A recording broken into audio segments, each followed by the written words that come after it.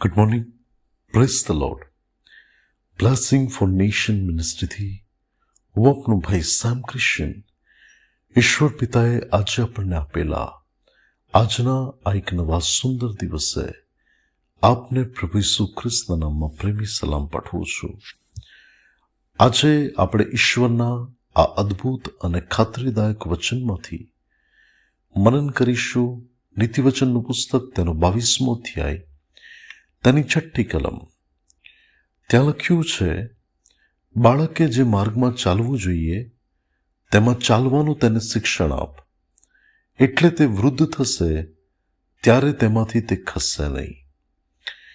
વલાઓ, નીતિવચનનું જે પુસ્તક છે એ આપણા જીવનને માટે એ કેવી રીતે જીવન જીવવું, કઈ બાબતોનું ધ્યાન આપવું, કઈ બાબતની શિખામણને ધ્યાનમાં લેવી, તો એ સર્વ બાબતો એની અંદર લખવામાં આવેલી છે કે જેથી કરીને એ વચનોના પાલન દ્વારા આપણે જીવનની અંદર ઉત્તમ પરિણામો જોઈ શકીએ, ત્યાં આપણે ઠોકર ના ખાઈએ. ત્યારે વલાઓ, આ એક વચન પણ બહુ મહત્વનું છે કે બાળકે જે માર્ગમાં ચાલવું જોઈએ તેમાં ચાલવાનું તેને શિક્ષણ આપવાનું છે. બાઇબલ આપણને એવું કહે છે કે છોકરા એ તો યહોવાનું આપેલું ધન છે, અને વલાઓ, આ મૂલ્યવાન ધન વેડફાઈ ન જાય, આ મૂલ્યવાન ધન નાશ ન થાય, તેના માટે આપણે તેની કાળજી લેવી એ બહુ જ મહત્વનું છે. અને બાળક જ્યારે નાનું હોય છે ત્યારે એ સમયમાં તેઓની અંદર જે સિંચન કરવામાં આવે છે એ બાબતો આગળ જતા તેઓના જીવનની અંદર એ વટવૃક્ષ સમાન ઉગી નીકળનારા પરિણામો હોય છે. પરંતુ જ્યારે બાળક નાનું હોય અને તેને જો તેની અંદર શિક્ષણ ના આપવામાં આવે તો આગળ જતા એ બાળક બીજા કોઈક માર્ગમાં ભટકી જઈને મા બાપના જીવનને માટે એક દુઃખનું કારણ બની જાય છે.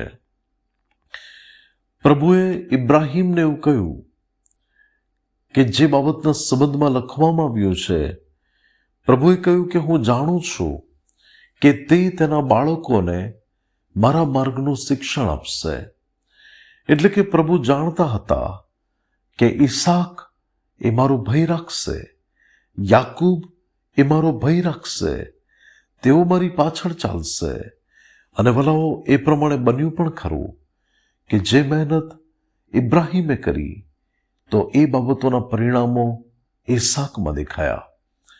પરંતુ ઇઝરાયલના રાજાનો ઇતિહાસ જોશો તો ઇતિહાસની અંદર આપણને માલુમ પડશે કે અમુક રાજાઓ જ્યારે પોતાના કાર્યકાળ દરમિયાન બેદરકાર રહ્યા, પ્રભુના માર્ગોમાં ચાલવા સંબંધી, તેમના બાળકોને તેમાં તૈયાર કરવા સંબંધી, ત્યારે આગળ જતા એ બાળકો ભટકી ગયા.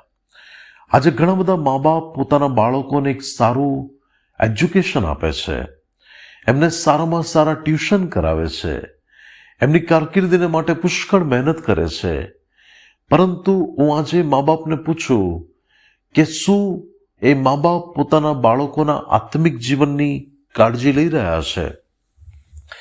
એ મા બાપ પોતાના બાળકોના આત્મિક જીવનને માટે શું મહેનત કરી રહ્યા છે? એમને વચનનું શિક્ષણ આપી રહ્યા છે? એમના માટે પ્રાર્થનાઓ કરી રહ્યા છે? એમને પ્રભુના ઘરમાં લઈ જવાની બાબતો સંબંધી તેઓ ધ્યાન આપે છે? સન્ડે સ્કૂલમાં તેમને રાબેતા મુજબ મોકલવા, એમાં શું તેઓ ધ્યાન આપે છે? આજે દુઃખની વાત એ છે કે તેઓ સારી જગ્યા પર બાળકોને ભણાવે છે, બાળકોને સારા ટ્યુશન આપે છે, પરંતુ એમને રવિવારના દિવસે પ્રભુના વચનોનું જે શિક્ષણ આપવા માટે મોકલવા જોઈએ એમાં તેઓ તેમને નથી મોકલતા. અને એના પરિણામો આગળ જતા શું આવે છે વલાઓ?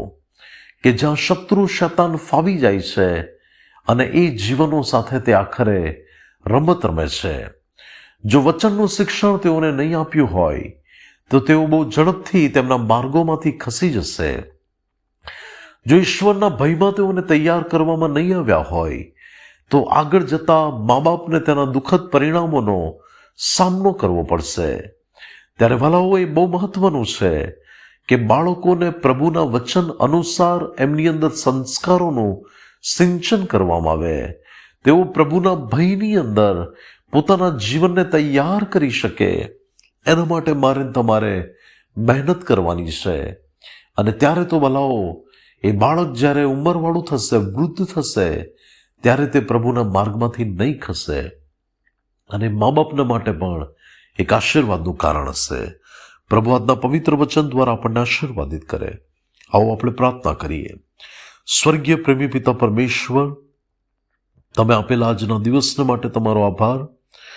પ્રભુ, મારી પ્રાર્થના છે કે તમે જેઓને બાળકો આપ્યા હશે તેઓ પોતાના એ બાળકોને તમારા વચનમાં તૈયાર કરે, તેમને શિક્ષણ આપે. અને પરમેશ્વર, મારી પ્રાર્થના છે કે દરેક બાળક એ પ્રભુ તમારા ભયમાં મોટું થાય અને પ્રભુ તમારા સનાતન માર્ગોમાં ચાલી શકે તેવી કૃપા થવા દો. ઈસુ ખ્રિસ્તના નામમાં માંગીએ છીએ. આમેન.